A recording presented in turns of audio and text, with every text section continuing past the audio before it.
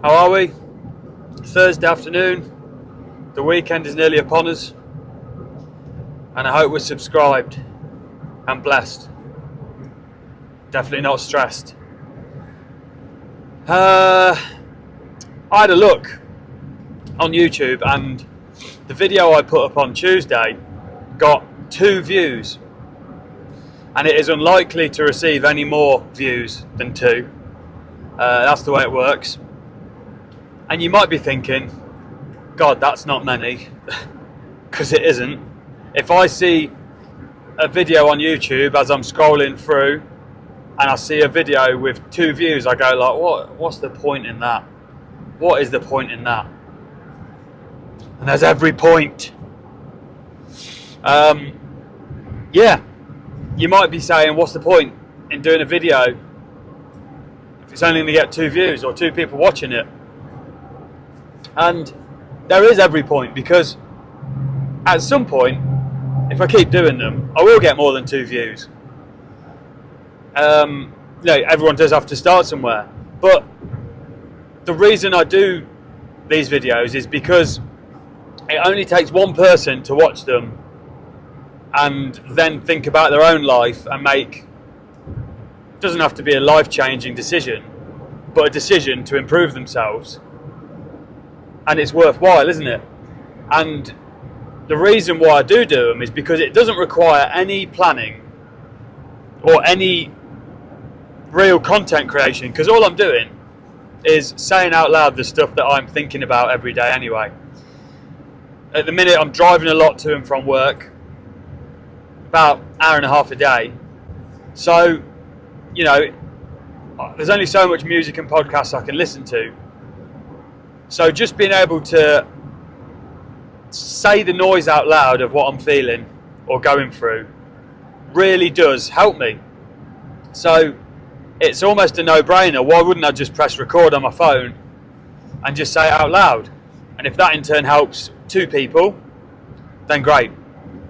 So yes, from a content creator's point of view, the numbers are poor, aren't they? They're so poor. But they won't always be like that. It will hopefully get a few more people watching. And it's the same with the podcast. It's not going to be the sort of thing that takes over the world. I understand it's not overly entertaining. And I think people come to YouTube for entertainment. And maybe this isn't entertaining. But what I want to watch when I watch content now is someone I can relate to who might have similar struggles, who says how they're feeling and what they're going through, and I then in turn relate how I feel to them. And that can only be positive for me. That can only be positive. So I feel like anyone who watches this video in the least big-headed way possible, it can only be a positive experience. At the very, very worst, you find it dull and you turn it off, which is fine, because I'm going to do these anyway.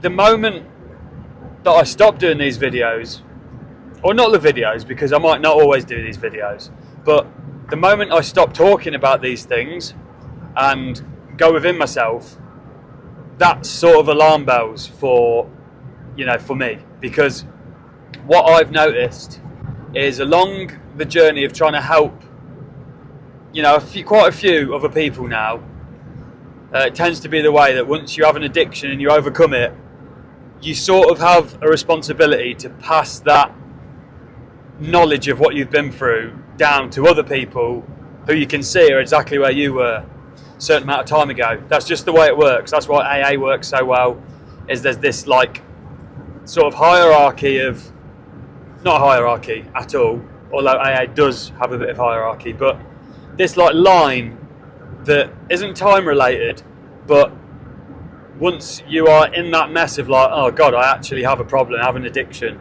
and I actually realise it and I'm actually being honest about it, then the people who have done that before can go, yeah, well, when I was like that, I did this. And that's just the way it works with recovery. It's like anything. It's like a boxing coach. They are showing people what they have learnt through other fighters going through exactly the same thing. They've seen it before.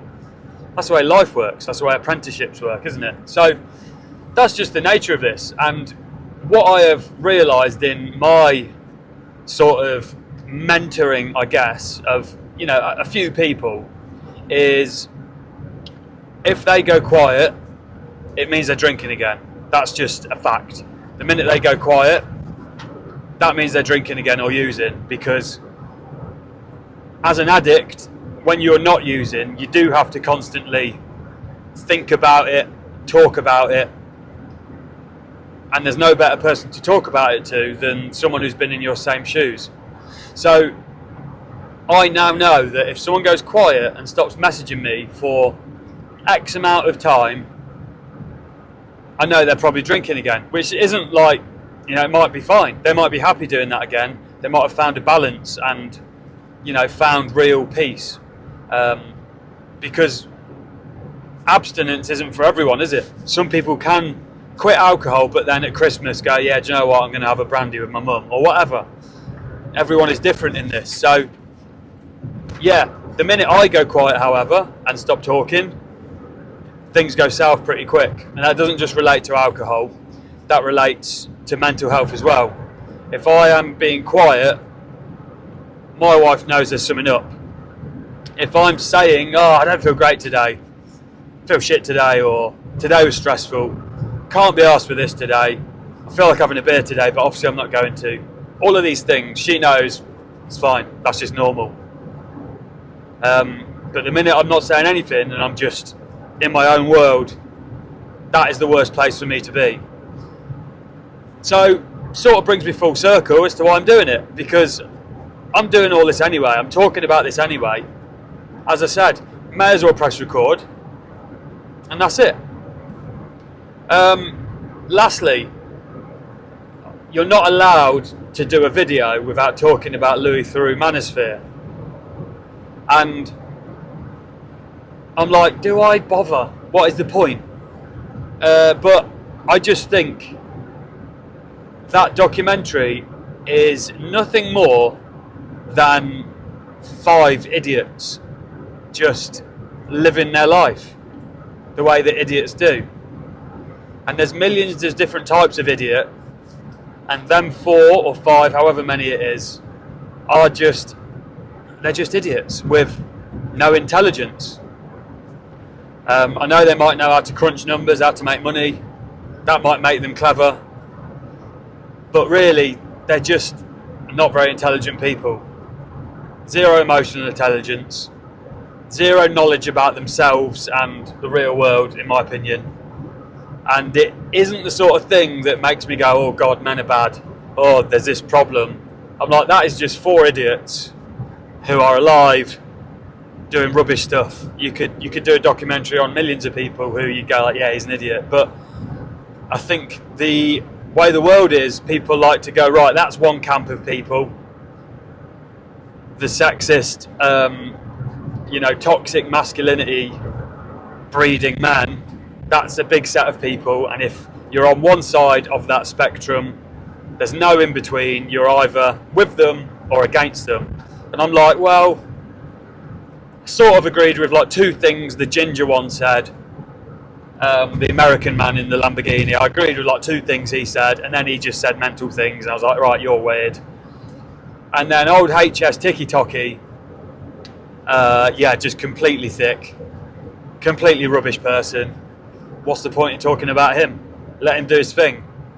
And if you see him in real life, like, ping him, probably.